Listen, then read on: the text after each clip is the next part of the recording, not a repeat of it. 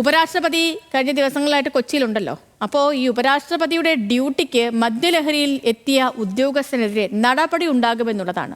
Palakkad KAP-2 assistant കമാൻഡന്റാണ് മദ്യപിച്ചെത്തിയത്. നെടുമ്പാശ്ശേരി വിമാനത്താവളത്തിൽ വച്ചായിരുന്നു സംഭവം. വിവരങ്ങളുമായി കൊച്ചിയിൽ നിന്ന് സഹിൻ ആന്റണി ചേരുന്നുണ്ട്. സഹിൻ, എന്തായിരിക്കും ഉദ്യോഗസ്ഥനെതിരായ നടപടി? വലിയൊരു സുരക്ഷാ വീഴ്ച കൂടിയല്ലേ സംഭവിച്ചിരിക്കുന്നത്?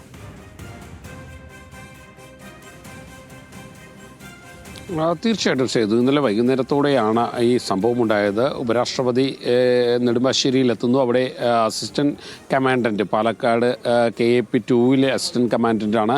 അദ്ദേഹത്തിനായിരുന്നു ഉപരാഷ്ട്രപതി വിശ്രമിക്കുന്ന സേഫ് ഹൗസിൻ്റെ ചുമതലയുണ്ടായിരുന്നത്. പക്ഷേ അദ്ദേഹം മദ്യപിച്ച ശേഷമായിരുന്നു അവിടെ എത്തിയത് എന്നുള്ളത് മനസ്സിലാക്കാൻ കഴിഞ്ഞു. അദ്ദേഹത്തിൽ നിന്നും രൂക്ഷമായ ഗന്ധം ഉണ്ടായിരുന്നു. ഇതേ തുടർന്നാണ് അദ്ദേഹത്തെ അവിടുത്തെ ഡോക്ടർ പരിശോധിക്കുന്നത്. ഈ പരിശോധനയിൽ അദ്ദേഹം മദ്യപിച്ചിട്ടുണ്ടെന്ന് വ്യക്തമായി. തുടർന്ന് അദ്ദേഹത്തെ ഡ്യൂട്ടിയിൽ നിന്ന് ഒഴിവാക്കുകയായിരുന്നു. മുൻപും ഇത്തരത്തിൽ VIP ഡ്യൂട്ടികൾ ഏറ്റെടുത്തിട്ടുള്ള വ്യക്തിയാണ് ഇദ്ദേഹം. ആ സമയത്ത് മദ്യപിച്ചിട്ടുണ്ട്. അന്നും നടപടി നേരിട്ടിരുന്നു. ഇപ്പോഴും അദ്ദേഹത്തിനെതിരെ നടപടി ഉണ്ടാകുമെന്നാണ് മനസ്സിലാക്കാൻ കഴിയുന്നത്. ഇന്നലെ അദ്ദേഹത്തിന് ഡ്യൂട്ടി കൊടുത്തിട്ടില്ല.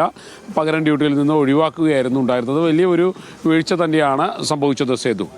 ഓക്കെ സഹിൻ, ശരി.